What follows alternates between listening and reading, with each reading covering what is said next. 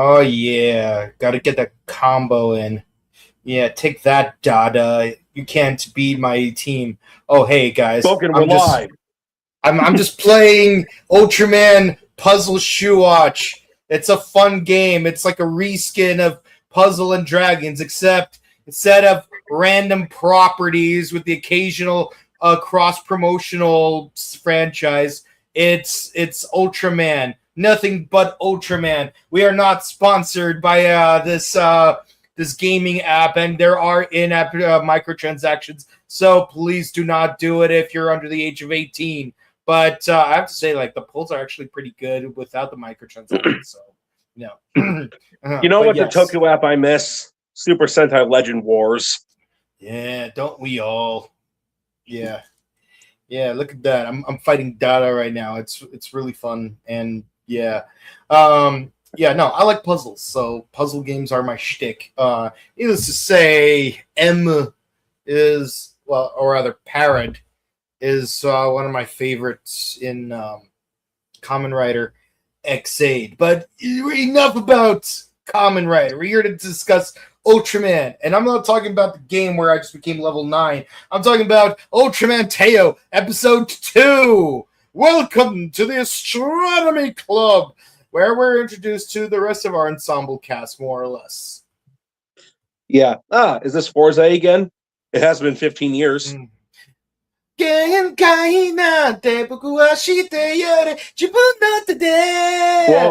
switch on. But yeah, no, I like Forza. Like, honestly, it's one of those seasons that grows on you over time.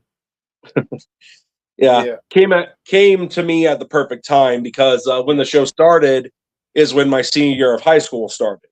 Yeah, I was literally, like I said before, I was literally watching episodes discreetly during my chemistry class. I'm really good at chem, but lectures in general are just boring for me. So I just can't. And speaking of 15 years, this year was my 15th anniversary of when I first went to G-Fest in 2011. And, they had the actor who played Ultra 7, and it was cool to meet him. I'm honestly surprised that they didn't have, like, official Tsuburaya people doing a panel this year like they did the last 2 years. Because last year, they had some guys who were officially affiliated with Tsuburaya. Yeah. And they talked about upcoming Blu-ray releases at that time. They talked about, the upcoming Blu-rays for Decker and Arc. And it was there that they announced that we were going to get Great and Powered. Yeah. I'm sorry if I sound a little nasally. I caught a bit of a cold after G-Fest. That's fair. Despite trying to avoid it, but I'll be fine. Sounds like a fun story involving Ozzy Osbourne.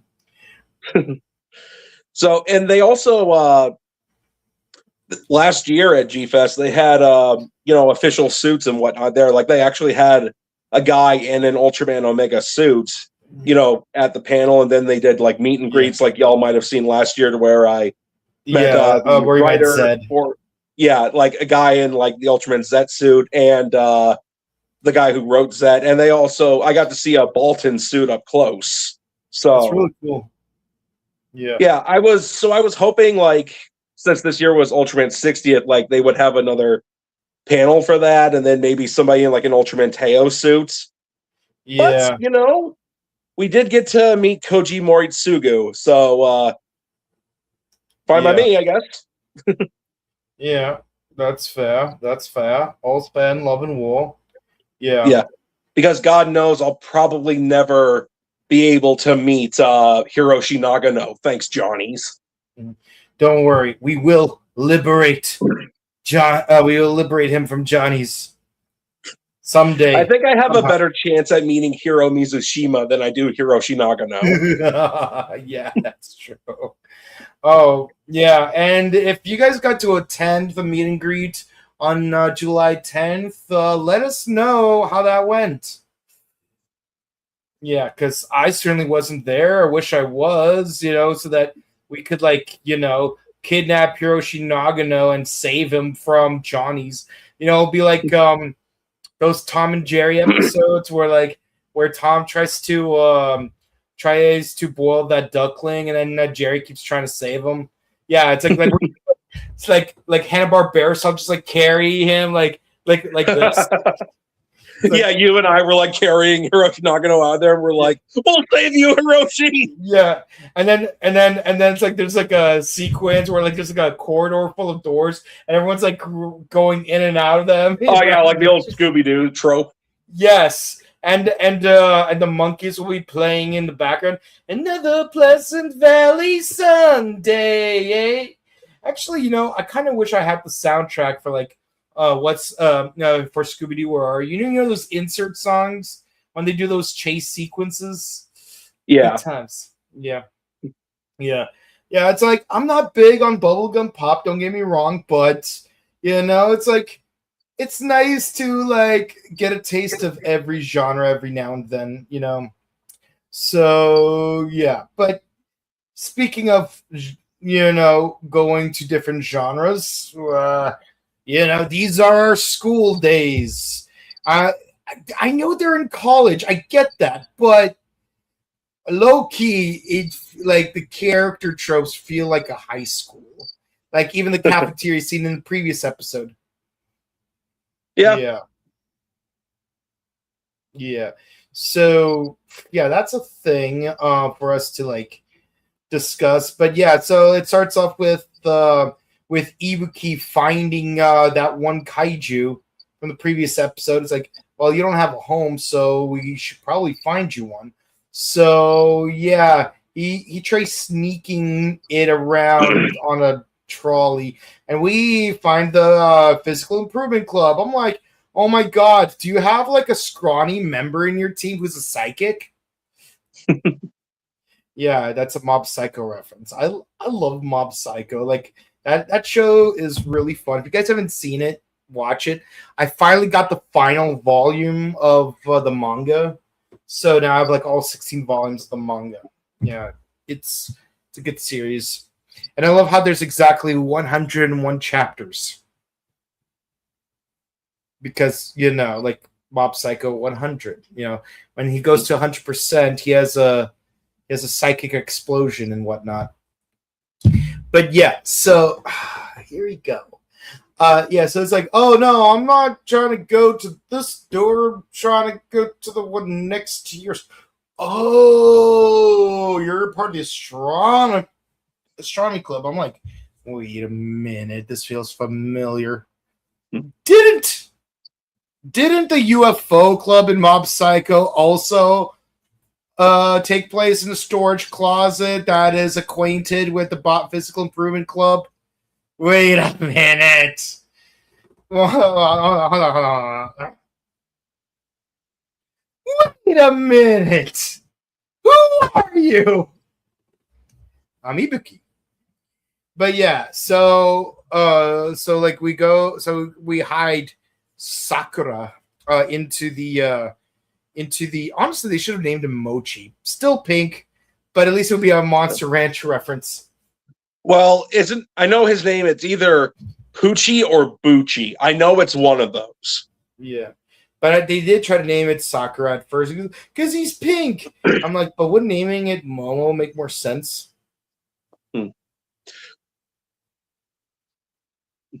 Just saying.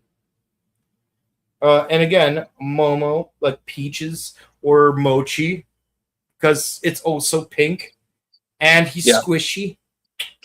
I mean, we've got a lot of Momos already. We've got Momo Ranger, Momo, aka Pink from O Ranger, Momotaro's, Don Momotaro, Momoji. Yeah. But don't forget Momo Rider. Yes. From Kamen Sentai Go Rider. Which I technically mentioned because Momotaros does become Momo Rider at one point. Does he? That's weird. Yeah. In the remember in the that one, what was the name of it? That one superhero Taisen movie with like X8 and like there were teams consisting of different riders and Sentai together. You mean Red versus Blue? No. You know, the one where X-Aid his team consists of Owl Ninja, Beatbuster, Kamen Rider Zolda, and Kamen Rider Deno. Yeah, I thought that was just called Red versus Blue. Because you have a red team and a blue team. Yeah. True. Yeah. But yeah, so the president of the astronomy club is like, oh, you're here to join the astronomy club. Yeah. So then we have a party, and like we're trying to hide Bushi, and yeah, hijinks ensue because there's a donut missing. And weirdly enough, everyone's acting like they know that the mini kaiju's right there with them. And I'm like, and I'm thinking to myself, wait, did I miss a scene here? Because when did everyone else find out about it? But yeah, it turns out no, we skipped ahead a little bit. Well, I'm not a huge fan personally of the whole 3 weeks earlier teaser thing. I feel like, we should start our stories where they begin, not start them where they get interested. Get out. What? Yeah, but also thinking about it, there's really no better way to show how everyone else knows about it. Because it's like, even if you did those scenes earlier, it would not have made as much comedic sense. I just hate having to use flashbacks as exposition. But unfortunately, in this case, a flashback is the only way to properly exposit how everyone else knows about it. And of course, oh wait, no, Bushi's the name of one of the members of the astronomy club because it's short for something Bushi, but no one calls you that, right? So everyone calls him Bushi, which is short for his full name. But of course, no one calls him Bushi though. So I'm like, why'd you bring it up? No reason. So yeah, Bushi's the muscle of the group. Then we have the Rita that we met in the previous episode. Then we got the aloof Hikari from Tokyo Yongo. Actually, yeah, like we may as well give them the appropriate nicknames. We got Rita. We got Tokyo Yongo. We got Akira Date, and of course you are Yuki, minus the happy science. Oh gosh, no. I don't know what I hate more, Happy Science itself or the anime that they made. They made an anime? They made 9 anime. Oh my gosh. Yes. And each one gets weirder than the last. But like my understanding based on the recurring patterns is basically Isaac Newton is the reincarnation of Jesus Christ, and Friedrich Nietzsche is the Antichrist. That is basically the only thing I understood from any of the anime. That and something about Hermes and space demons, reptiles. Again, there's 9 anime that build on space science lore, and most of them have almost nothing to do with each other. But the most recurring thing is Isaac Newton is the Messiah, Friedrich Nietzsche is the Antichrist. That's the only thing. That's the only takeaway I got. Oh, and there's also that one time in April of 2020 where an American branch of Happy Science tried to sell a vaccine to COVID for $400 per needle. That's crazy. Yeah, and considering that Pfizer, Moderna, and Johnson & Johnson didn't come out till January the next year, I can only imagine what's actually inside those syringes from Happy Science. America branch.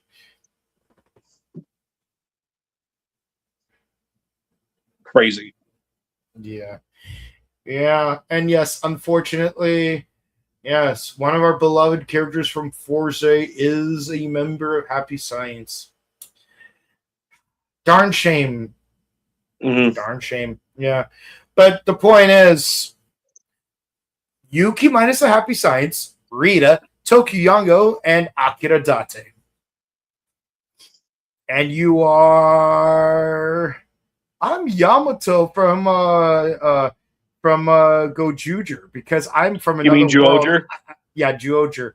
Because I'm from another world. I mean, because I like animals. Yeah. Yep. Am I an eagle? Am I a gorilla? Am I a whale? The answer is yes. Yes. Wait, An the sun, the eagle. planet, or me? Yes. Freaking smartass. Oh, yeah. But yeah, so they so not Yuki finds out about the kaiju, and turns out everyone already knew about it due to comedic circumstances such as, oh yeah, I was taking a nap in the storage unit, and I just needed a blanket, and turns out the blanket was already used by this kaiju. Yeah, well, I needed a place to hide, but then when I turned the lights on, it was there and already bandaged for some reason. Oh, me, I was just fixing a telescope, and it helped me repair it. Wait, so all of you knew about it besides me? Yeah, pretty much. Why does no one tell me these things? But yes, and also Russian lady, because in the English dub she speaks English with a Russian accent. Yeah, for some reason in the Japanese dub she speaks English with a French accent. I don't know, man. Yeah, so she talks to a scientist who I'm guessing is a professor at the school. It's like, yeah, we got CCTV footage of you trying to steal dead tissue from that one kaiju. So we need your expertise. And I'm not in trouble or anything. No, the writers were too lazy to come up with consequences. We need the plot to move along. Well, okay. I will say this, though. I miss Ultraman X. You know, they had a big cast, but they knew how to use it. Yeah, X is one of my favorite series. Yeah. It was a great show. Yeah. Omega, smaller cast. Great opportunity to utilize the smaller cast more thoroughly. Did not do it very well. And God, we both wanted to. We've said this so many times. We brought this up so many times. But yeah, I mean, you're you have the opportunity to have an Ultraman version of Forze.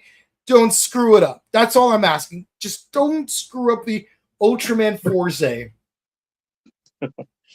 Yes, please, Teo, actually be good.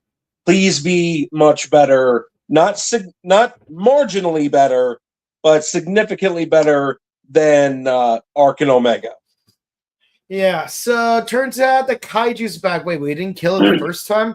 Yeah, so the kaiju is from the previous episode is back. So yeah, Ibuki makes a run for it to transform into Teo. And you know, I'm thinking about like the fight choreography area, and it's got me thinking, in Ultraman lore, not all Ultras are actual fighters, right? Like some of them are just straight up civilians, right? Well, it kind of depends because, yes, I'm fully aware, and I don't have a problem at all that, you know, it's obvious that Teo is not an experienced fighter. You know, I get that. But in like the M78 continuity, aka Showa and Mabius, yes, there is an entire planet of Ultras. There are Ultras who are civilians, but basically, like the Ultras who have color timers on them, they're the ones that actually can leave M78 and defend Earth and other planets and so on. So you need to kind of like go through like, I guess, the right training, because in like in one of the Ultraman movies and like Ultra Galaxy Legends, there's a scene to where Taro is looking over like a bunch of Ultra civilians in training. So, and when you look at the civilians of M78, you'll notice that most of them don't have color timers, probably for budgetary reasons. But it's still a cheap and interesting way to work around it. Unlike some people, Neo Saban.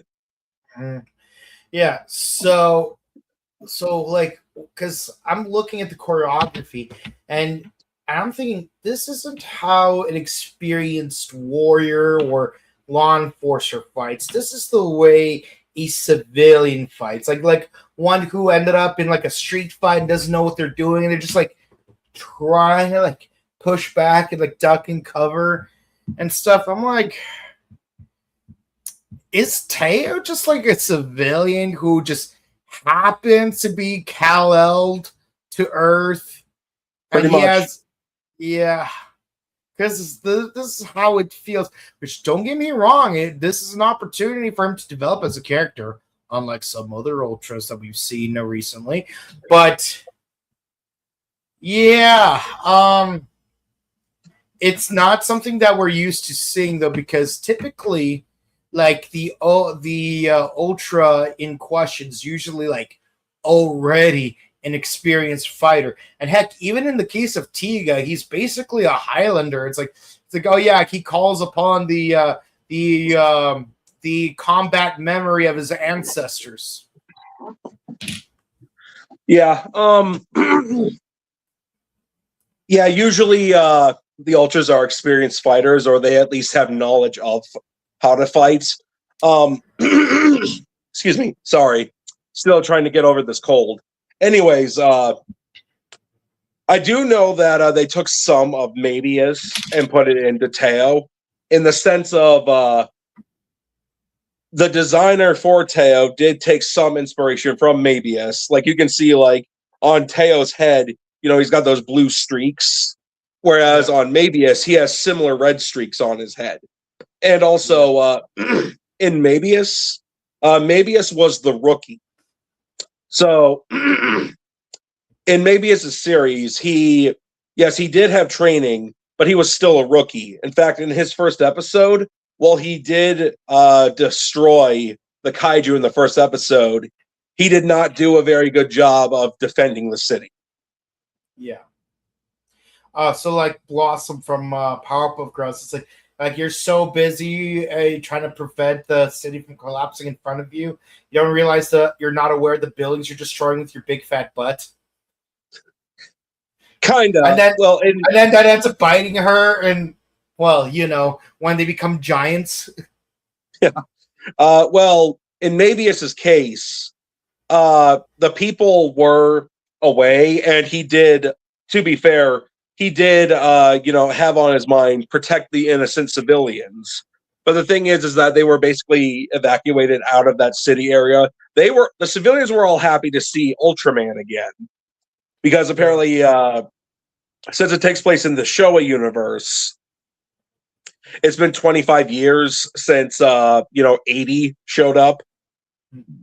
Oh, excuse me. And so in Mabius's first fight, other than like protecting the civilians, he basically just unintentionally made it seem like he was more focused on defending himself rather than the random buildings. So while he was being agile and avoiding the kaiju's attacks, all the buildings around him were getting destroyed left and right by the kaiju. Oh, so it's like what's it called? What was I'm thinking of? So it's kind of like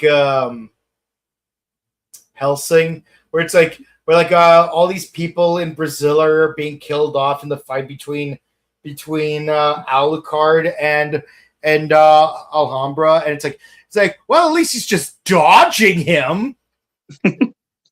It's like, yeah, all the people are dying, but it's like, he's just like, they're only dying because like he's dodging. He's not contributing to the human deaths. Yeah, but the point is, it's like you have activated my trap card. Yeah, well, you have activated my Alucard. Yeah. He's like struggling to fight this kaiju, and then and then like he seemingly like he's like really exhausted. He uses this sort of a teal, not quite cyan, but sort of a teal coloration to like fire a beam, kind of like Tiga Skyform, or should I say speed.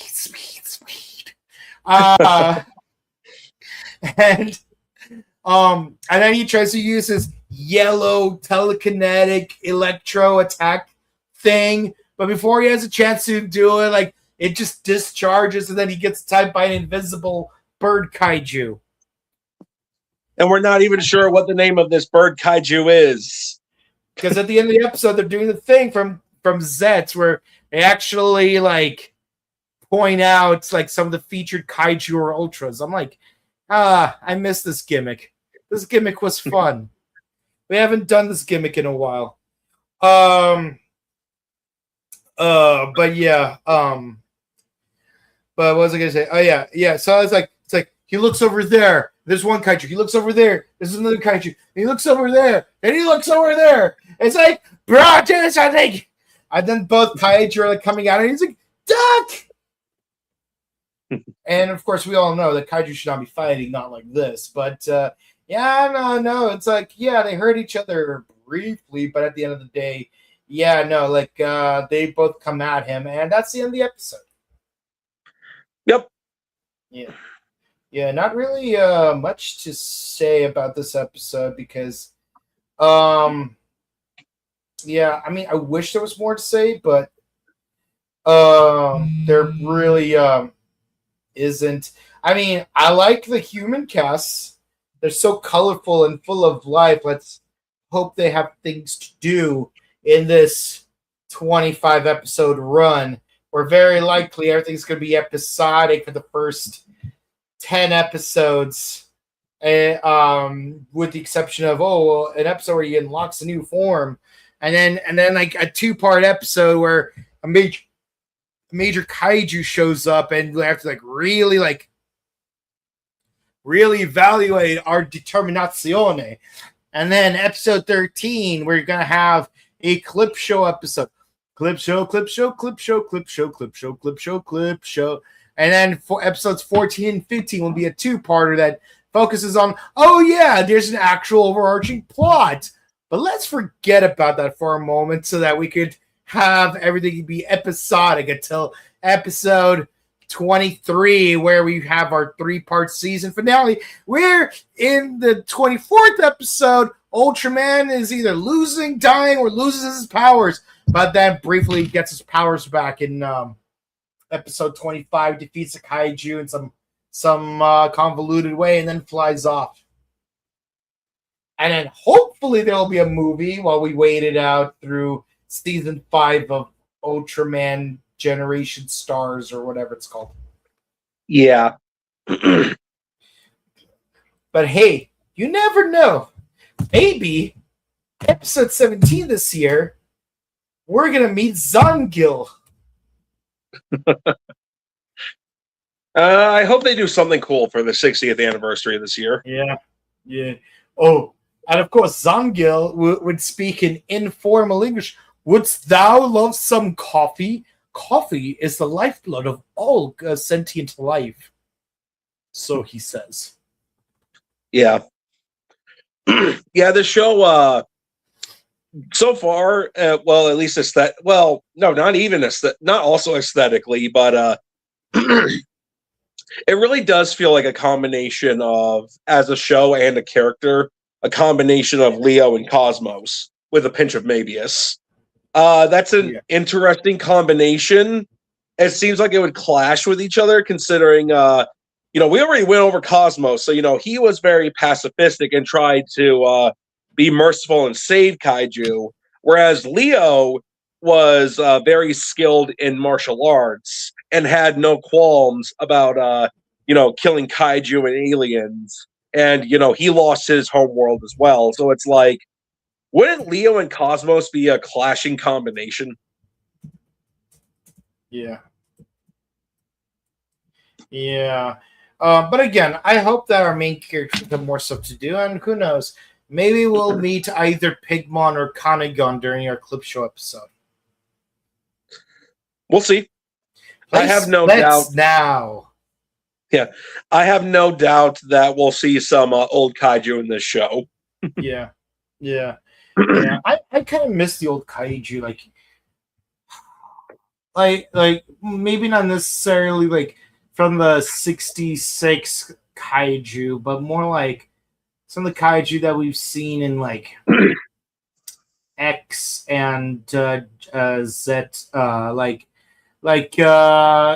Birdstar or Gomez. I haven't seen Gomez in a while. Like we see Gomora every now and then, which is great. I love Gomora. And who knows? Maybe we'll see a Bolton this year. Here's hoping. Yeah. Definitely a Dada. Like you can't have like a modern series with classic kaiju without a Dada in it. Yeah. Yeah, this episode it's 7.5. The highlight was meeting the rest of the cast members, but I did not really care much for anything before or after that. Again, I do like the kaiju designs in this episode. And that teal form looks pretty cool, but I wish we saw it for more than just half a second and have it just do nothing. Yeah, I'll give this episode an 8.